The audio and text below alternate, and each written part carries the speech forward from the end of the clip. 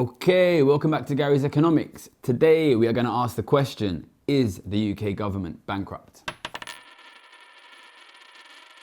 Okay, so we are doing an emergency shoot today on Friday the 10th of January because I wanted to cover this developing situation which could end up being really significant. I don't think it's being covered very well on the news, and I wanted to make sure you understood what's happening.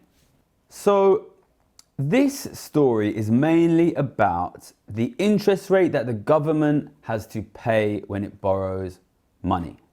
And that interest rate has been gradually increasing over the course of the last year. That interest rate has been gradually increasing for the last sort of 3-4 months, and it's increased really aggressively in the last few weeks. The interest rate that the government has to pay at the moment, right now, is about 4.83%.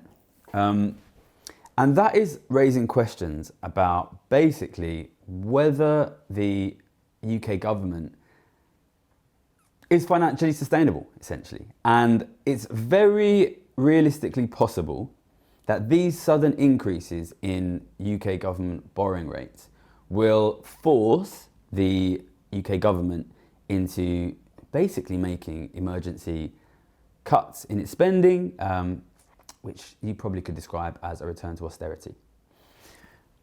But I think the most important thing is, first of all, we explain really clearly what is happening here and why it is that an interest rate of just under 5% is so dangerous for the UK.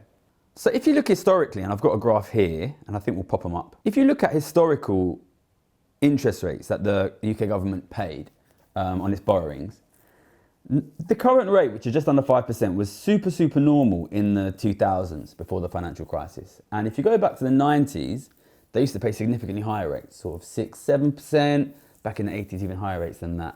So why is it that now that the rate is just under 5%, people are really worried about the UK financial situation?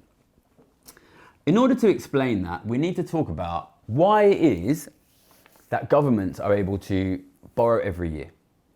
So governments do this really interesting thing where pretty much every year they spend more than they tax, which means they borrow money every year. And yet the amount of debt that they have as a proportion of GDP, as a proportion of the size of the total economy, often doesn't go up. So how do governments do this kind of magic trick where they borrow money every year and yet their debt doesn't go up?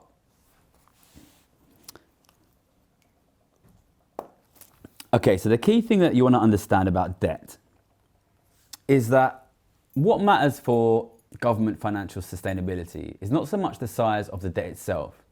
It's the size of the debt compared to the overall size of the economy, which we usually call GDP. So the government borrows more money every year, which causes debt to go up. And the reason they get away with this is because GDP is also constantly increasing. Now, why is GDP increasing? So GDP growth can be broken down into two things. The first one is the thing that you often hear about in the news, which is economic growth. So, the UK economy at the moment is growing about 1% a year. But one other reason that governments get away with borrowing more every year is inflation. Now, what you need to understand about inflation is inflation doesn't affect the size of your debt. So if you borrow money from the bank, you borrow, say, £1,000, you have to pay back £1,000 plus 5% interest, so that's £1,050. That is £1,050 no matter what inflation is. So if inflation is really high, say 20%, you're only paying 5% interest, but the price of everything else is going up. The people's wages are going up, goods and services are going up, food, energy is going up. So inflation also causes GDP to rise. One way to think about this is that inflation is the devaluation of money. If you want to think about that, you can watch the devaluation of money video on our channel. But inflation causes GDP to rise, and it doesn't cause debt to rise. So basically, GDP has this double boost. One from economic growth, and 1 from inflation. And that means that debt can afford to rise without debt over GDP from increasing. The problem we have with debt is that we have to pay interest. So essentially, there's 3 forces here. Interest pushes your debt up, and inflation and growth push your GDP up. So really, what matters is comparing these 3 things. Okay, so what's inflation? So inflation was very high the last few years, but at the moment inflation is down back to around target. It's currently around 3%, but the Bank of England targets inflation at 2.5%. Well, the target is actually 2%, but if you look historically, it does tend to be a bit higher than that over time. If we assume that the Bank of England slightly misses its target and long-term inflation is 2.5%, that helps us because it's going to keep GDP rising. Growth at the moment, and this is the big problem in the UK, is only 1%. Add these 2 things together, 3.5%, excuse my terrible handwriting. What's debt interest now? Debt interest is changing, literally why I make the video. Debt interest at the moment is 4.86%. This is your big problem. 4.86 is significantly more than 3.5%, which means unless the government does something, manages to increase growth, the debt is going to go faster than GDP over time, and debt as a proportion of GDP is going to grow. The only way for them to prevent that from happening is either to increase inflation, to increase economic growth, get the interest rate down, or it has to run a budget surplus, which basically means taxing from you more than it gives to you in spending. In a sense, this makes it clear why the financial situation after, for example, 2008, when government debt increased significantly, was less worrying from the perspective of, say, the UK than it is now. And that is because after 2008, we had this very, very long period of basically 0 interest rates, which meant that the government could borrow at sort of 2%, even 1% at times. And since inflation is around 2%, if you can borrow at 1%, that debt is just going to stay quite stable. It's going to go up by 1% every year and down by 2% every year. And effectively, the government basically pays no interest at all. But as these interest rates push up more and more and more and more and more, it creates this potential for a negative kind of debt spiral dynamic. And I've been watching these interest rates because a normal rate of sort of inflation plus growth is something like 3.5%, maybe 4%. As it starts to rise above 4%, it gets more and more worrying. Okay, so that's your explanation of how to understand basically whether the government interest rate is a problem or not. You need to understand what is GDP growth. At the moment it's around 1%. Of course, Labour would like you to think it's going to go higher, and maybe it will. Inflation is probably around 2.5%.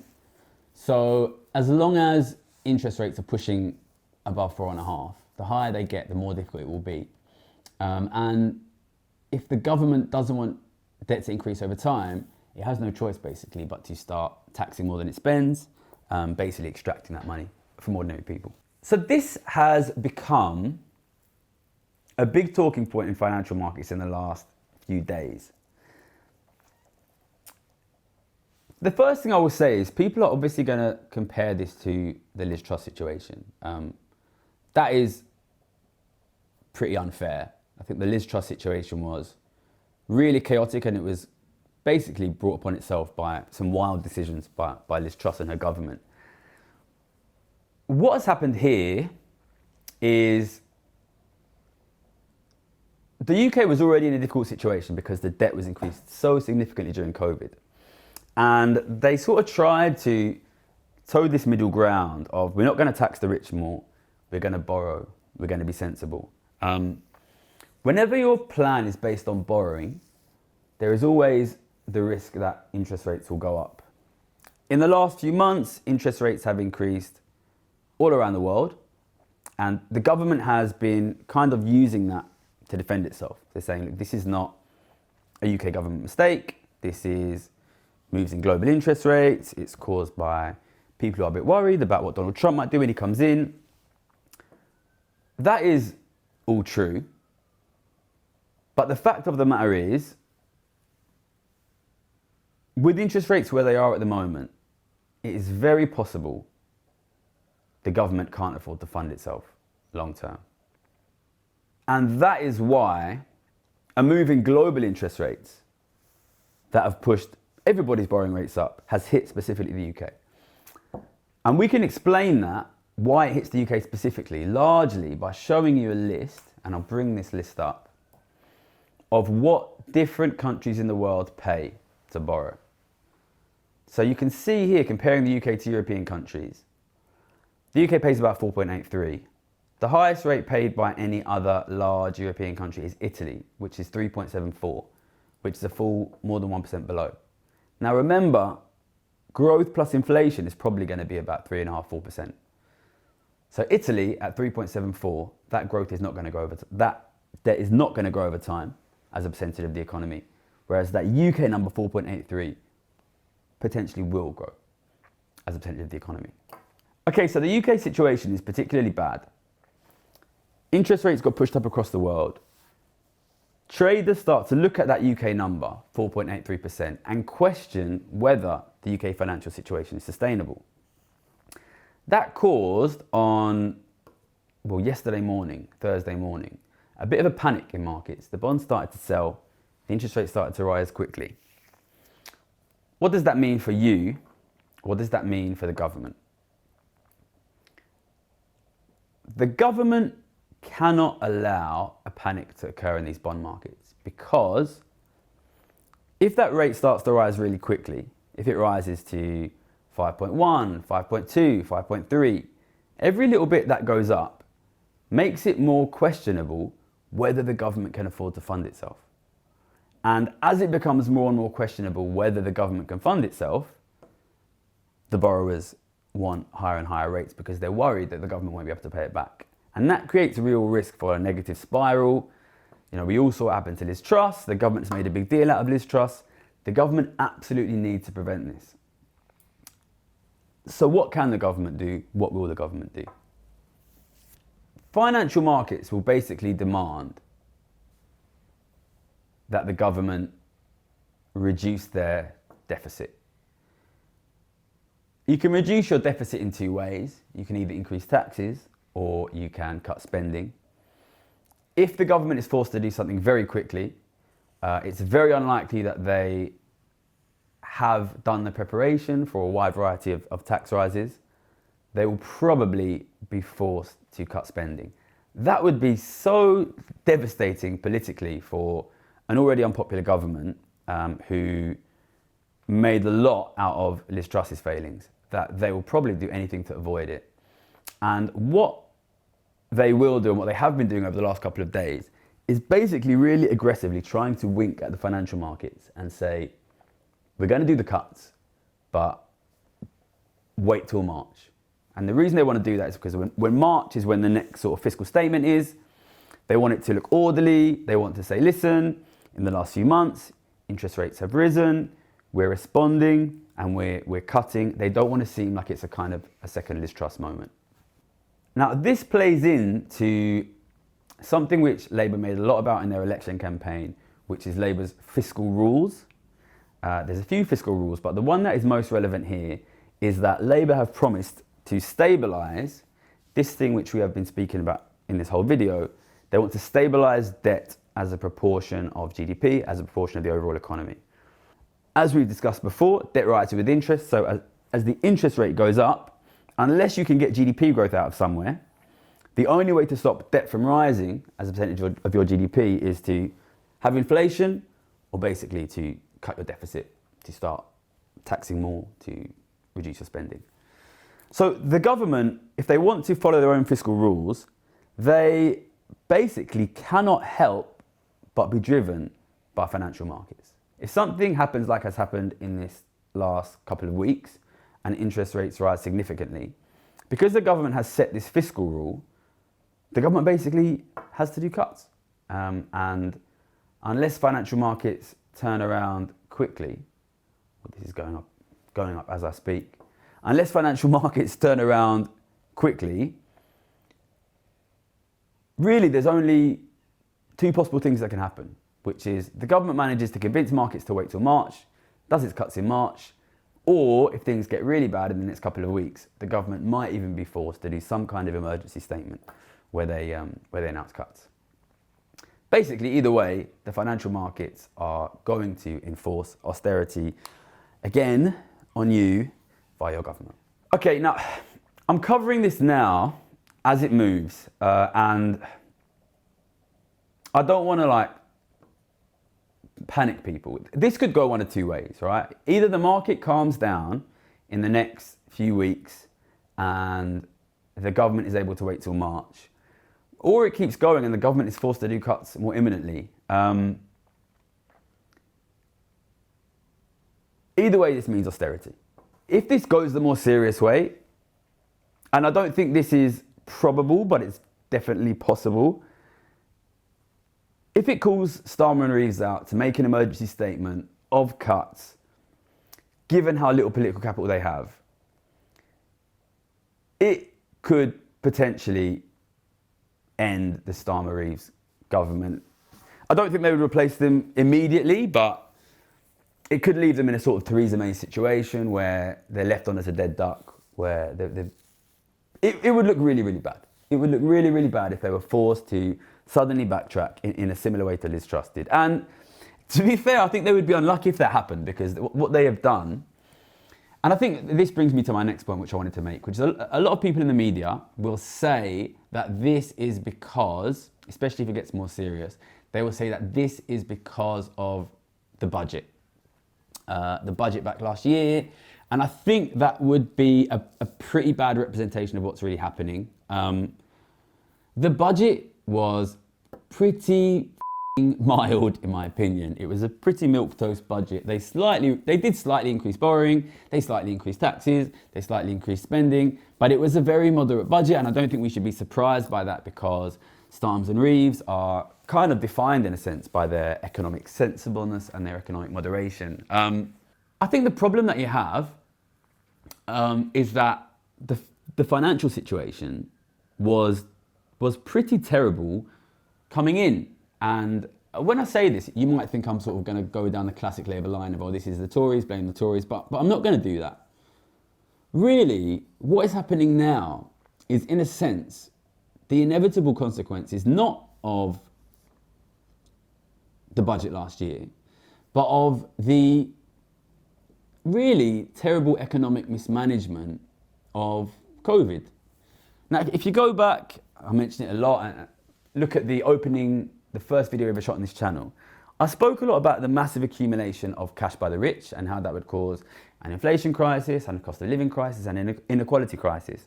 But one other thing that I mentioned there was that this money that went to the rich came from the government, and it would cause and did cause a massive, massive increase in government debt and a massive decrease in basically government financial sustainability. And at the time, it wasn't easy to know whether that would lead to austerity or not.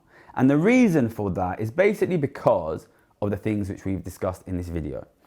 After 2008, we entered a period of extremely low interest rates, which meant that the government could, if it wanted, have continued to borrow and continue to spend without really damaging financial sustainability. Because when interest rates are very, very low, they're lower than inflation, your government debt simply cannot spiral out of control.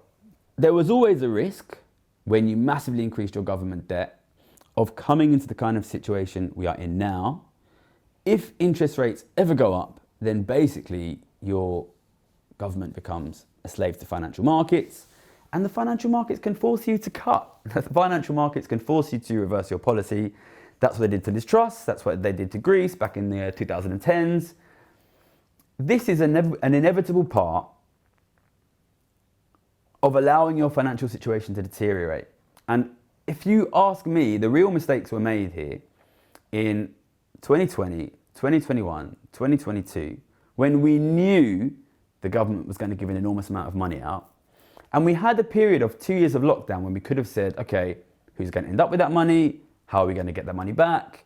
How can we deal with our taxation policy? How can we restore the government financial position? And basically, we didn't do it. And I want to add to that, I'm not saying furlough shouldn't have happened. I'm not saying the government didn't need to spend an enormous amount of money. That money was used to give people the money they need to pay their rent, to buy their food when they weren't able to work. We had 3 years to discuss the questions of where's the money gone? Where's the money ended up?